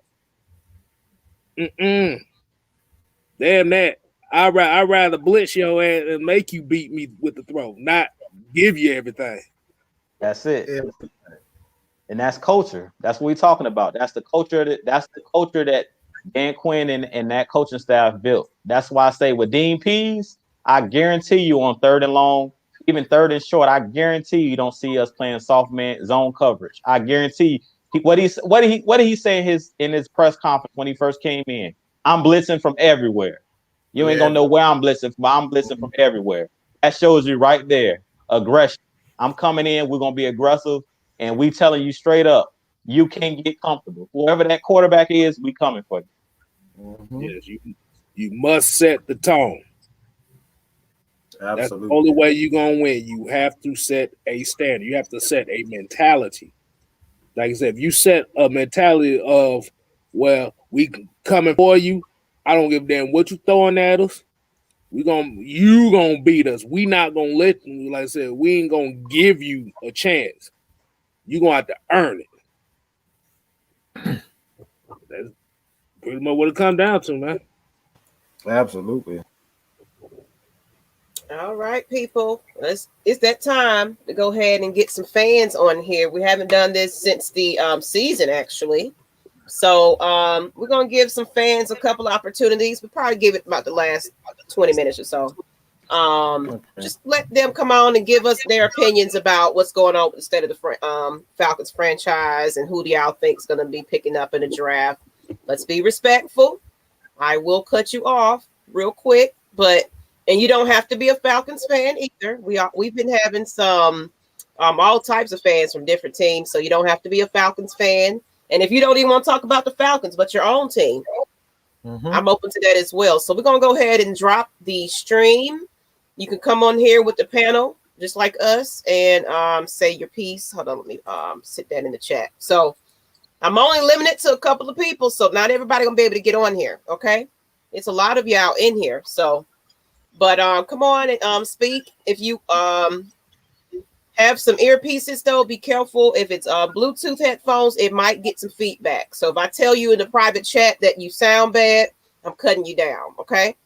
That's all. We just, we're all about quality. So make sure your tablets and TVs are turned down if you're watching it on both your, I already see some people. I'm about to say, William Amy, he's bringing up Mel Kiper Jr. and talking about some stuff. Like I said, and I'm still going to stand on it. The way that Mel Kiper Jr. is talking about Zach Wilson and how he's going to hype him up, I don't care what nobody says. I think Zach Wilson's gonna be the number 1 overall pick. That man to hype up a damn cheese sandwich, man. That dude. I'm a stand on. Greatest cheese sandwich in the universe, man. Exactly. Like I said, I'm gonna stand on it. If I'm wrong, I'm wrong. But like I said, if he's gonna be talking about all these intangibles and he's pro ready and stuff, he gonna hype this guy up so much that Zach Wilson is going to Jacksonville. Oh. Lord. All right, William, I see you. Come on, then join the stream. You don't have to be on camera. You can hide yourself if you're, nervous about that. You can hide your camera and talk. It's fine. long as we can hear you. So come on the stream for a little bit before I cut it off. Hold on.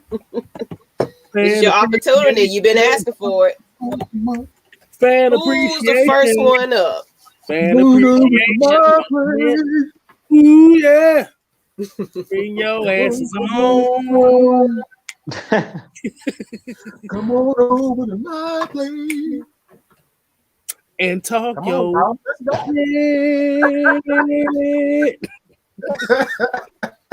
That's the fan appreciation theme song. Thank you. Atlanta Falcons Nation version. Ooh, yeah. I don't see it. I see you. Okay. I guess until they get on, let's get in a couple of these comments though. They flying. They flying back. Yeah. I see a lot of Matt Ryan in this book. Good gracious. Nathan said we need a Matt Ryan hater to get on so Mike can go off. Man, they don't want that problem. Trust me, they don't want it. I will embarrass you. I will damn sure embarrass you. Okay, you gonna trust me. You will don't do that to yourself. You Matt Ryan hater, stay in the comments where you belong. Okay, you do not want these problems. I promise you don't. Hello, Triple G said Zach Wilson looked like a character on the old MTV show The Hill. It's like something about Zach Wilson is off to me. I don't know what it is. Something is off. He's just weird looking, bro. Hey. Oh my God. Wow. That I was supposed to get a spirit finger that's supposed to pop up. Okay. Let's get William. Who we got? We got William. Since he was the first to say me, we'll go ahead and let William come on and say something. You ready, William? Give me a thumbs up. Dwayne P says Zach Wilson look like Jimmy Neutron. All right, William, finna bring you on. Finna bring you on. Hello, sir. How you doing? Doing good. All right. This is your platform right about now, so speak your piece. I think that this draft that we're gonna do, I think we're gonna really get us a corner, and I feel like we're gonna let go some good players go. You know, as in James Carpenter. Tyler Davidson. I mean, only person I really say safe is Keanu Neal, because how I see our defense was playing this year, I feel like Keanu Neal was playing with his heart and soul. And I think that we're gonna get a corner in the first round. I think Patrick Surtain. Second round, we're gonna get a running back. I don't know if it's gonna be Travis Ellington or whoever, but I just think we're gonna get some new people. And I don't like how Miles Kiper just keep talking about, oh, Atlanta's going to get Zach Bryan as a quarterback. Like, how dare you disrespect Matt Ryan? He did to this franchise. So we got to get him a defense to help Julio Jones and Matt Ryan. Got to win in the trenches. That's how I see it. But I just think person who's going to be safe this year is probably Keanu Neal. I don't really see nobody else safe. And I think Isaiah Oliver going to stay. And I don't know about Keanu, not Keanu, but Kendall Sheffield and them, the rest of them guys. So. Yeah, that's all I have to say, man. I just think that Miles Kiper was wrong, how you saying, and y'all need to look at what Roddy White had to say about him. He's yeah. Talking about he not as mobile as everybody say he is and stuff like that. Yeah, that was foul. Some people smoking out a Miles Kiper pack. Then he chill out with that, man. So I just think that Keanu Neal should be safe, and I just think we need to just build some running back. We got holes on defense and end. Help Dante Flower, great Jared, and I think that some people like Deion Jones need to take a little pay cut. Deion Jones and a great Jared restructuring contract so we could open some cap space. And I guess we're just gonna beat the defense. And I think just get a running back. That's probably it. That's all I see. And I think we're missing some tight ends as well with some depth on that tight end spot, a free agent or something like that. That's what I see. Well, you don't like Keith Smith at tight end? Come on, bro. Luke soft. That boy soft as a marshmallow. He ain't gonna bust a great. He ain't gonna bust a great. But I just feel like who really was safe, who really Keanu Neal and Tyler Davidson, he out the door. Cause I just feel like he just went playing with enthusiasm. And Raheem Morris, I don't know why they get him that LA job. I don't think he's gonna do a good job with LA Rams. I don't think he so. He gonna have and Dan Quinn and them. I feel sorry for him because we coming this year. Oh yeah, new coaches have changed. Hold everybody accountable. No more soft speaking about the coaches and all that. It's about playing for your job. Absolutely. That's all I got to say, man. What y'all guys thoughts though? Hey, you better step up or get stomped on. That's the key word. That's right. You hit it right on the head. Yeah, I just feel like I said. I just feel like that Arthur Smith gonna do a great job finding the running back. I don't think Todd Gurley's staying. I think we need to keep Brian Hill, get him a little shot. And I'm glad we let go Ricardo Allen because he's not the same no more. I just wish him the best. I just think he's not the same player that he was, 2016 when we had Brian Poole and them. And, I missed our hard, nasty defense we had in 2016. But it's time to rebuild.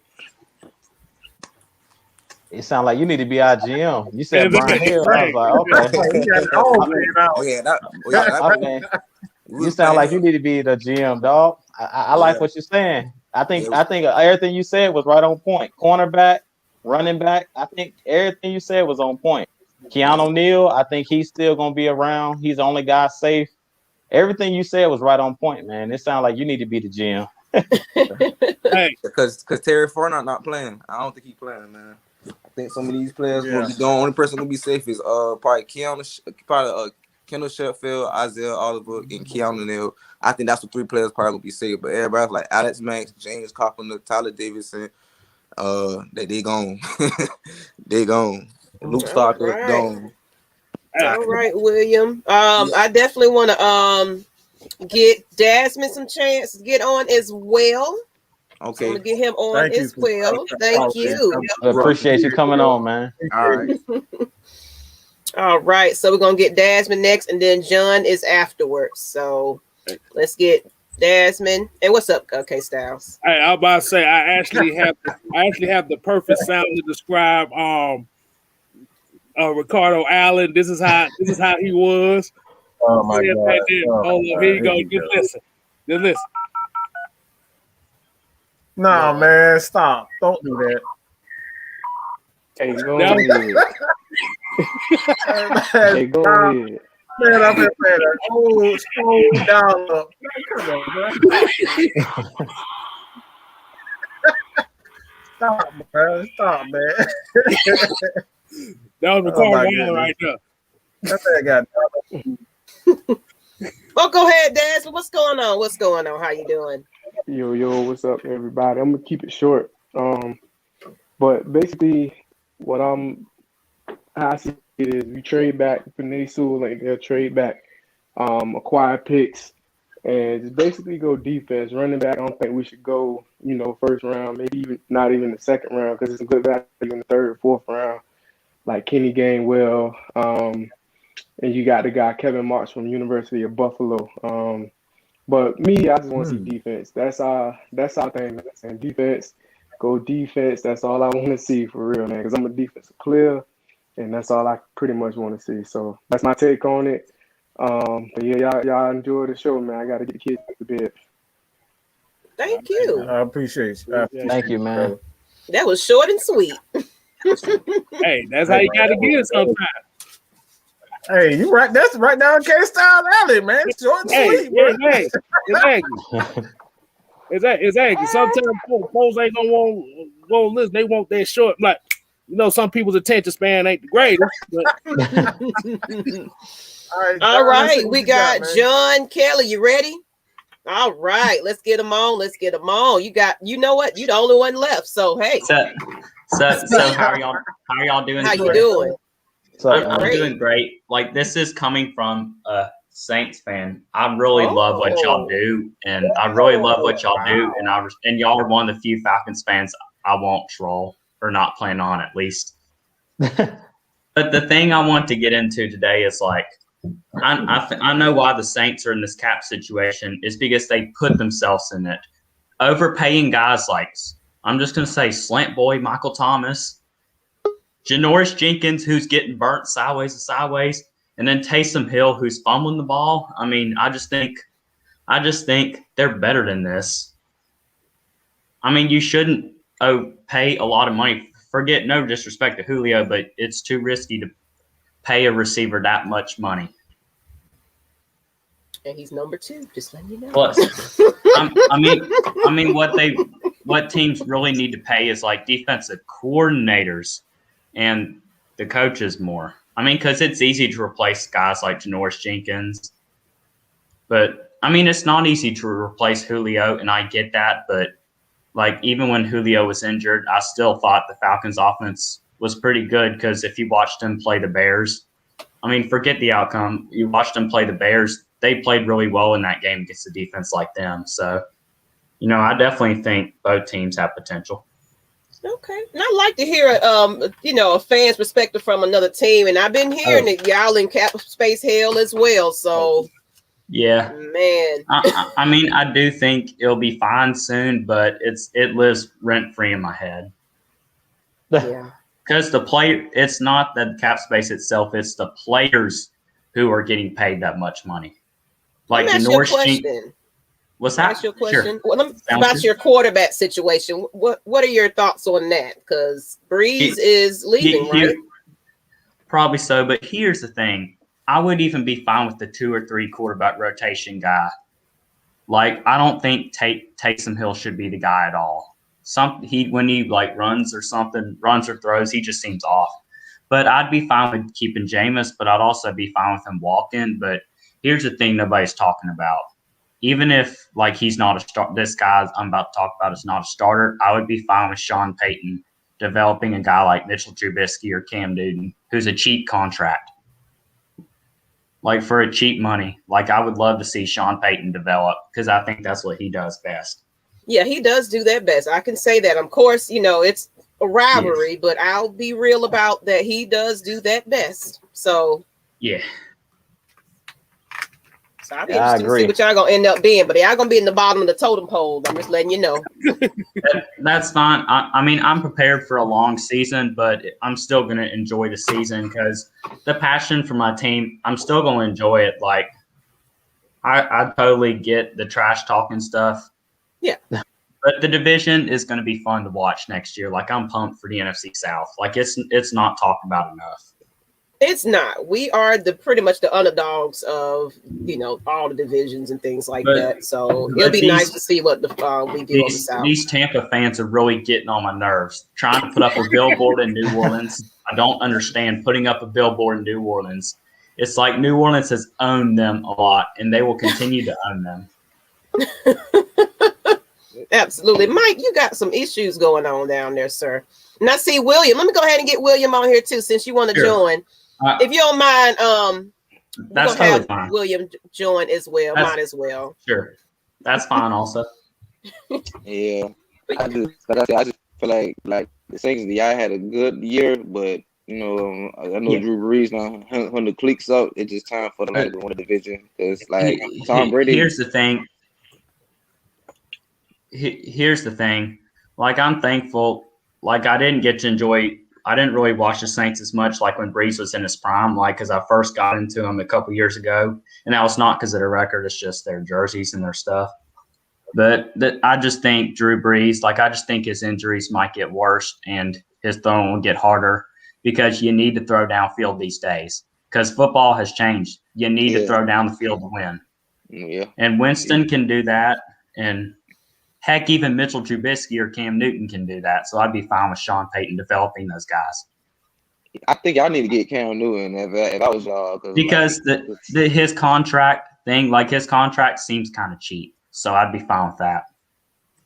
Yeah, I mean, I think Cam would be a good fit for that for Sean Payton. I'm just saying, I know Cam can run that. But here's the thing. Now y'all can see why Josh McDaniels' name is not going around anymore. Is because the Patriots' offense is not good anymore. Now Patriots' defense is elite, but it won't shock me if the NFC South just sweeps the Patriots next year. Will not shock me. Yeah. Wow. I think that I think Mac Jones going to the Patriots for Alabama. I think that he might trade up. I think we if we trade up, I think we going defense. I just don't trust us getting the quarterback because we need to build pieces around Matt Ryan and stuff. Like I understand that, but you talking about the Saints and stuff.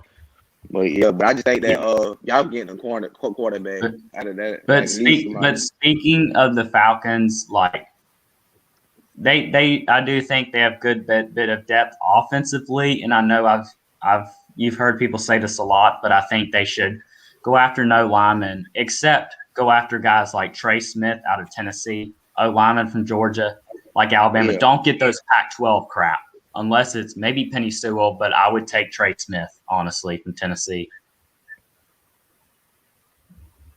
Sound good. But Julio's a great receiver, but even if he were to get hurt again, I still think Falcons' passing game should still look really good. Because even as laughable as their play calling was, it still should be scary good. Yeah, but I think we need to run the ball in situations, not throw all the time. That's why we lost that Super Bowl. If you don't have a running back that's dumb sometimes, it just runs backwards 7 yards on like a 3rd and 2 or just scores when he's not supposed to, then that'll work. I mean, when we had Patrick DeMarco, what's his name? DeMarco, we had a fullback. We just got to drive running back, fullback, defense and cornerback, free safety. That because we had 20. We was the worst leading passing because we don't have no help outside of AJ Terrell. So we got the address on our right corner outside of AJ Terrell. We had to. I mean, I don't trust him on shit because he was getting toasted like James Brown. Yeah. What do you also think about the quarterback Jamie Newman out of Georgia? Because if I was the Saints, I'd look at him, but I also would look at a receiver like Trevon Grimes or Terrace Marshall, or I'd also look at a safety like Jacoby Stevens or Richard LeCount. Oh yeah, because y'all have to repay Marcus Williams out of Utah, free safety. So y'all have to forget just the famous letdown he had 3 years ago. Like I do remember that play, but I wasn't a fan then, so I couldn't really explain. Something just seems off to me about him. Nah, I don't think he off. I think he just made a huge mistake. I mean, I'm not talking about the mistake. Forget that. Oh, okay. You talking about the quarterback, right? What's that? You talking about the quarterback situation? No, I don't even care if they draft a quarterback in the first round. I mean, y'all have to. I don't trust James Winston. I just don't because if y'all let him start, what is he going to do difference? I totally get that as well. You guys go with y'all have, like Tyson Hill, or go grab y'all quarterback. I just think New Orleans needs to make a good bit of cuts or trades or restructure contracts and then use the draft a lot. Because they have nobody to blame but themselves for overpaying a bunch of guys like Janoris Jenkins, who can't cover really well, and then Taysom Hill, who's fumbling, and then Michael Thomas, who's getting hurt a good bit. I just think it's too risky. Yeah, you're right. Yeah, I agree. I mean, Michael Thomas was hurt, and he was having some on and off field issues, also as well. Tyson Hill. I mean, yeah, you correct on that. I just think y'all just about to do. Go on the draft and get y'all quarterback because Drew Brees is going to hang it up. Absolutely, because even if Drew Brees comes back, I'd draft a quarterback. I mean, I just wish Drew would go ahead and retire so then Saints can still. Do you have enough money for Drew Brees? That's the question. Do you think you have enough money for Drew? Well, here's the thing. Wasn't it like 2 weeks ago where Drew Brees restructured or something? Not sure. Yeah, he was structured. He was structured. He gave like 24 million in the cap space, but I think he's trying to go for like a 1 year deal. But I do think he should hang it up personally because I just think if he's getting all those injuries and he can't throw downfield, then it's going to get predictable and it's going to piss me off. So, I think they need to open up the playbook next year. Mm-hmm. Well, like I said, I mean, if I want to get another title, I mean, if all you guys are, like I say, I'll keep Drew Brees and turn the address on the wide receiver because Michael Thompson might not be y'all guy. Because here's the thing: even if Saints did beat Tampa Bay, Drew Brees probably would have thrown those balls right to Kevin King. Because I knew we were going to lose. Because Tom Brady put enough air on the ball, Drew Brees does not put enough air like he used to. Yeah, that's the main issue for me. Like I respect Drew Brees, and he's tough as nails, but I just think he needs to hang it up personally. Yeah, yes. I agree. Also, I just think I just need to get a quarterback, or address on that. Like who are the quarterbacks in mind you think Saints should draft? Justin Fields. I think he need to work on his read on defense a little bit more. All those Saints pick 28. So who do you think will fall though? I would think Mac Jones from Alabama. If it's not Mac Jones, it might have to be. I'm not trusting Zach Wilson. What's the other quarterback out there? What other quarterback? College? Yeah. Probably a Kyle Trask type of person or something like that. Yeah, Kyle Trask. I can see that. Yeah, because this draft, it's a make or bust. Because I do not want Felipe Franks either. I hate Felipe Franks, man. I don't. I don't think nobody does. I'm about to say you can get Stetson Bennett the fourth. I know y'all hope that. I know y'all hope the Saints. I know y'all just hope so. No, the reason why I say that because I know Mike's disdain for Stetson Bennett, so that's but wouldn't it be the Falcons fans' dreams if the Saints just drafted Stetson Bennett and then the Saints sucked for years? I don't think Stetson Bennett gonna get drafted at all, to be honest with you. I would laugh my behind off. I don't think it's just his height. He just doesn't have it in him. He's a bum. Plain and simple. That dude is trash, man. It's like you said, I don't think it's his height. Because he's about the same height as Doug Flutie was, and like Doug Flutie can still throw the ball, but like this dude is just. I don't know what the hell he throw. He be throwing the ball 15 feet. He's 5'5" anyways. He be throwing the ball 7 feet, 8 feet. I know Russell Wilson's a great quarterback, but I actually wouldn't want him in a Saints uniform because his contract and his age just concerns me. That all just concerns me.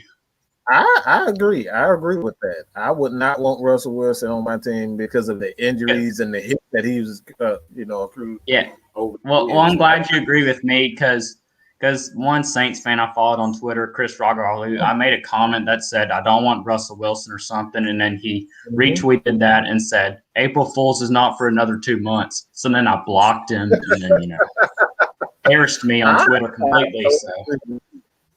I do not. He's taking too many hits. He's taking more hits than Matt Ryan over his career, and he's played a lot less, at least 4 years.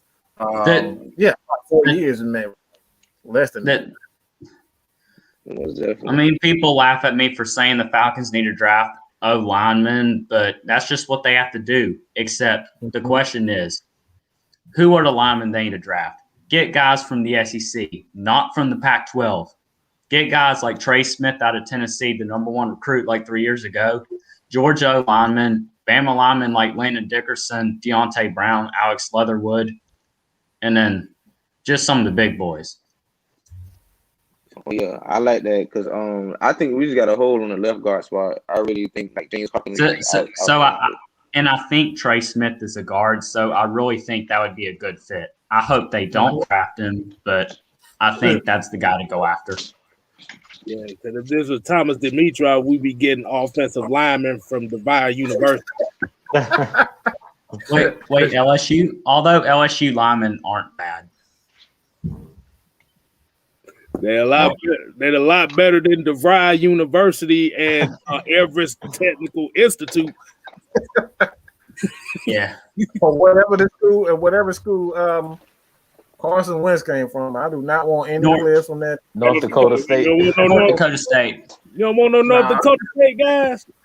I mean, in terms of linemen, I wouldn't say that, but in terms of quarterback, then you say, yeah, okay, maybe, but I think FCS guys are, even for North Dakota State, are too small. Like at the line position, that does concern me if I'm an NFL team. But Trey Lance, if you're looking for maybe a guy to back up Matt Ryan for a couple years, I would also consider Trey Lance personally because I think it would work out well. I agree. Absolutely. All right. On that note, people, we're going on our 2-hour mark. Yeah. It's time to wrap it up. All right. That sounds good. Thank you. Definitely. Well, to the two guests, though, make sure you let us know about how we can find you. If you got anything that you want to plug, this is the time to do that. Like if you're doing something for YouTube, whatever your projects are, this is the time you can go ahead and let us know, anything about that. If you got anything, this is your time to shine. Well, I'm trying to start a YouTube channel, except I'm trying to learn how to actually use proper video mechanics and stuff. So it's going to take a while. Hey. Sometimes you just gotta find, sometimes your phone can have like apps and things, and that you just look. Sometimes you just gotta get out there. What's that? All he does is in front of his camera and record. Don't get too fancy. Just sit on the camera and record. Just record yourself. The thing is, I run out of ideas during the video, and I kind of troll a bit too much. So. Well, hey. It's like I have to pause because I run out of ideas so much during the video, which is kind of frustrating. Okay. We get it. Plus, I act kind of weird on camera a bit, so And what about you, William? I'm sorry about that. I was getting me some spaghetti. I could do a video. That's what I'm about to go do is eat. Exactly. But I ain't gonna hold that up so much. I want to shout out to Matt, Mike, man. Condolences to your mother. God bless her soul. Let her rest in paradise. I lost my grandma to cancer. I think last year around December she died of cancer, but she had a better. I'm so sorry. So I feel your pain, bro. So yeah, no, it's all good. She been in my life. She did the best she can, bro. She resting with the Lord. And Mike is strong. I was right there with him the whole time. Mm-hmm. So I know how I feel. You know God will do His thing in watching over them. So I think y'all get through it. Just make sure which I'm trying to improve my relationships with people. So I'm trying to just improve just in case the last day does come with whoever. Absolutely. Don't hold those grudges or anything like that. I'm trying not to. It's really hard for me. I'm trying. Hey, God said you love one another, you love your neighbors. That's what God's saying about. When I actually give out money to homeless people, that's what God wanted me to do it, and I like doing that. So but in the meantime, I'll join the channel. Just let me know because I want to be with the broadcast and give y'all updates what's going on with the Falcons. It have nothing to do with the Falcons, but updates on the NFL what's going on. I'm actually not even a Falcons fan, so which I found interesting. I'm glad they let me on here, and I love any fans. We're open to any type of fan, We just love that you guys are watching us. We're not. I do. Subscribe to all their channels: Atlanta Falcons Nation, Mad Mike Sports, and whatever the other 2 or 3 are. Make sure you subscribe to them. Thank you. Hit that subscribe button for Mad Mike, Let's Change, Juice Sports, everybody. You know what I mean? I got but just get all these people to think they give us the best video. All right, but on that note, we're getting ready to hang it up. We might be tomorrow. I don't know. We'll see how it feels. Depending on what the Falcons do tomorrow, because they've been doing some moves. What time do y'all usually come on and do these It's shows? random right now. Yeah, at 8 o'clock. They're between 7 and 8 o'clock. We just gonna say that. Yeah. So you'll know. We'll announce it and everything else. But we might be on tomorrow. We'll see. But lately in the off season, we haven't been consistent with it. It's just depending on what's going on in it's fine. in NFL. Mm-hmm. And one thing. So hey, if you see us, come back. Let's go ahead. Yeah. I'll be back. Absolutely. I'm glad. The NFL draft is living rent free in my head right now. I'm trying not to think about it because just the chaos. What you say, William? Well, I was saying I'm glad Dan Quinn and Thomas Dementia out of here because Lord knows they was doing some bad decisions. It's going to be all about the ball. We're going to be physical. You said that all year. We wouldn't do it. Although, in all seriousness, back in 2019, I was a little hesitant on the Falcons firing Dan Quinn because he finished the last 2 years strong, I just didn't think they should have fired him yet. But then seeing him start 0-5, I was like, yeah, he should go. But I kind of felt sorry for Quinn just because the energy he brought on defense. But, you know, I just think it was the right timing for it to happen. It was. It is what it is. Got to move on. It's a new era. I mean, yeah. All right, y'all just wrap it up. I know y'all might get y'all a hot meal because I'm eating. I got to get ready to work in the morning. No, I'm about to go eat too. Thank you, both of you guys. I appreciate you joining. We're getting ready to jump it off. And good night, guys. Please help spread this channel. I mean, I'm serious. Yes, thank you. Thank you. I appreciate you being on tonight. All right, people. Good night. Salute.